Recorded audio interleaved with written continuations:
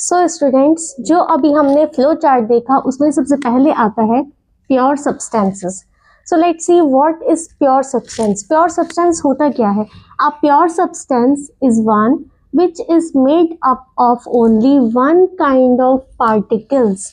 वो सब्सटेंसेस जो कि सिर्फ और सिर्फ एक ही तरह के पार्टिकल से बने हुए होते हैं, just like gold, oxygen, hydrogen, water, carbon dioxide, etc।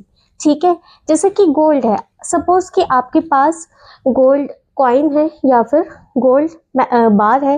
ठीक है, आप सुनार के पास लेके गए। ठीक है, आपने कहा कि इसको ब्रेक कर दीजिए। जब उसने ब्रेक किया तो क्या ऐसा हुआ है कि गोल्ड के अंदर से कोई और सब्सटेंस निकल कर आया हो? ऑफ कोर्स नॉट, ऐसा नहीं होता है। ठीक है, तो हम कह सकते हैं कि प्योर सब्सटेंस है। उसी तरह से ऑक्सीजन, उसी तरह से हाइड्रोजन है, उसी तरह से वाटर है। अब इसको हम ऐसे समझ लेते हैं कि सपोज हमारे पास 1 बकेट वाटर है।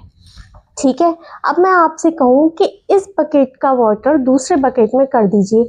अब आपने थोड़ा थोड़ा पानी उठा के मग से दूसरे बकेट में फिल कर दिया। ऐसा तो नहीं है कि जो आपने मग से वाटर उठाया था उसमें से हाइड्रोजन अलग हो गई और ऑक्सीजन उसके अंदर रह गई। ऑफ कोर्स नॉट, बल्कि वो जो बकेट के अंदर पानी है वो भी पूरी तरह से H2O से भरा हुआ है, और जो दूसरे बकेट के अंदर आप वाटर फिल करते हो वो भी पूरी तरह से H2O से फिल हो जाता है। ठीक है, तो water is also a pure substance. इसी तरह से कार्बन डाइऑक्साइड आता है, that is also a pure substance. ठीक है, तो हम कह सकते हैं कि वो सब्सटेंस जो कि कंप्लीटली एक ही तरह के पार्टिकल से मिलकर बना होता है क्या कहलाता है? प्योर सब्सटेंसेस कहलाते हैं।